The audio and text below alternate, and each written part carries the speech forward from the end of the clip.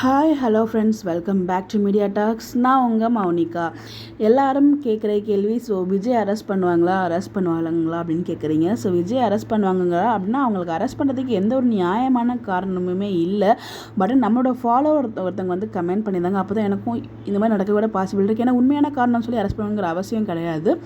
Maybe ஃபால்ஸான statement கொடுத்து arrest பண்ணுறதுக்கு chances இருக்குது. பட் ஆனால் எனக்கு தெரிஞ்சு அரெஸ்ட் பண்ணாலும் அது பெரிய ப்ராப்ளம்லாம் இருக்காது. எப்படி நம்ம ஹீரோ வெளியில் வந்துருவார், அதில் எந்த ஒரு பெரிய பிரச்சனைலாம் இருக்காது. ஸோ சித்தப்பா வந்ததுக்கப்புறம் தான் அது என்ன சம்பவம் அப்படின்றத ஒரு பெரிய ஒரு எதிர்பார்ப்பு வந்துட்டுருக்கு. பிகாஸ் அவர் தான் ஏதோ ஒரு பெரிய சம்பவம் பண்ண போகிறாரு. அவரை வச்சு தான் பிளானே பண்ணியிருக்காரு பசுபதி. இங்கே வந்து அதாவது வேணான்னு சொன்னதே வந்து பார்த்திங்கன்னா நம்ம விஜய் தான் சொல்லியிருப்பார். அதாவது அவர் மிரட்டினதுக்கு காரணமே விஜய் தான் அப்படிங்கிற மாதிரி வந்து பார்த்திங்கன்னா ஒரு ஃபால்ஸான ஸ்டேட்மெண்ட் சொல்லியிருக்க போகிறார். ஸோ வெண்ணிலாம் அதனால் வந்து பார்த்திங்கன்னா போலீஸில் என்னை ஏமாற்றிட்டாரு அப்படிங்கிற மாதிரி கம்ப்ளைண்ட் கொடுப்பாங்க. ஏன்னா அவர் ஏமாத்தலை, ஆக்சுவலாக அவர் ஏமாத்தலை. பட் ஆனால் சித்தப்பா அந்த மாதிரி வந்து அந்த கோவிலில் உண்மையை அந்த மாதிரி சொல்கிறாரு. உண்மை கிடையாது, பொய்யா சொல்கிறாரு. அந்த மாதிரி எதுவும் இது நம்ம ஃபாலோவர் தான் ஷேர் பண்ணியிருந்தாங்க. மேபி அப்படி இருக்க ஹைலி சான்சஸ் இருக்குது. அவர் வந்து பொய் சொல்கிறது, வில்லியன்ஸ் கேங்க்கு பொய் சொல்கிறது என்ன புதுசாக என்ன? ஸோ அவங்க என்ன வேணாலும் பொய் சொல்லுவாங்க, அவங்க காரியம் நடக்கணும் அப்படிங்கிறதுக்காக. ஸோ மேபி அந்த மாதிரி சொல்ல ஹைலி சான்சஸ் இருக்குது.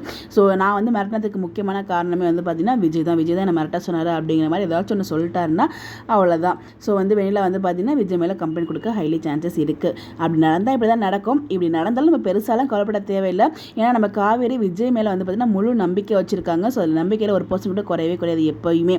அப்படிங்கிறப்ப நம்ம விஜய் அரெஸ்ட் பண்ணாலும் நம்ம கவலைப்பட தேவையில்லை. அது அவ்வளோ பெரிய ட்ராக்கெல்லாம் போகாது. ஸோ ரொம்ப நெகட்டிவாக போக மாட்டாங்க. ரொம்ப ஃபயராக தான் எபிசோட் மூவ் பண்ணுவாங்க. ஸோ யாரும் பயப்படாதீங்க, கவலைப்படாதீங்க. பட் என்ன தான் அவங்க வந்து பண்ணாலும் நமக்கு பிடிச்ச மாதிரி ட்ராக் இந்த ஒரு வாரம் ஃபுல்லாக கொடுத்துட்டாங்க. ஸோ அதுக்கப்புறம் அவங்க காமன் ஆடியன்ஸும் கொஞ்சம் அவங்க கவர் பண்ணணும். டிஆர்பி ரொம்ப ரொம்ப இம்பார்ட்டன்ட். ஸோ மேபி அதனால் அந்த மாதிரி ட்ராக்லாம் மூவ் பண்ணுறாங்க. நீங்கள் யாரும் கவலைப்படாதீங்க. என்ன நடந்தாலும் வீக்காக எப்பயுமே விஜய் காவேரிக்கு தான், காவேரி விஜய்க்கு தான். எந்த ஒரு மாற்று கருத்துமே இல்லை. நிறைய பேர் வந்து பார்த்தீங்கன்னா எக்ஸ்பெக்ட் த அன்எக்ஸ்பெக்டட் விஜய் வந்து பார்த்தீங்கன்னா நம்ம வெண்ணிலா விஜய் மேரேஜ் நடந்தணும் அப்படின்ற மாதிரிலாம் சொல்கிறாங்க. ஸோ அதுக்கெல்லாம் வாய்ப்பே இது நம்மளோட ஃபாலோவர் கமெண்ட் பண்ணியிருந்தாங்க. அதுக்கெல்லாம் வாய்ப்பே இல்லைங்க. 1000% சொல்கிறேன். விஜய் வெண்ணிலா மேரேஜ் நடக்காது. அங்கேருந்து வெண்ணிலா வந்து பார்த்தீங்கன்னா அழுதுகிட்டே தான் கோயிலேருந்து வெளியில் போகிறாங்க. பட் ஆனால் அரெஸ்ட் பண்ணுறது வந்து சித்தாப்பா அரெஸ்ட் பண்ணுவாங்க தான் நான் எதிர்பார்க்குறேன். விஜய் அரெஸ்ட் பண்ண மாட்டாங்கன்னு தான் என்னோட உள்மனசு சொல்லிட்டு இருக்கு. பட் இதை எதிர்பார்க்க முடியாது. இதுதான் எக்ஸ்பெக்ட் அன்எக்ஸ்பெக்டட் என்னாலும் பண்ணுவாங்க.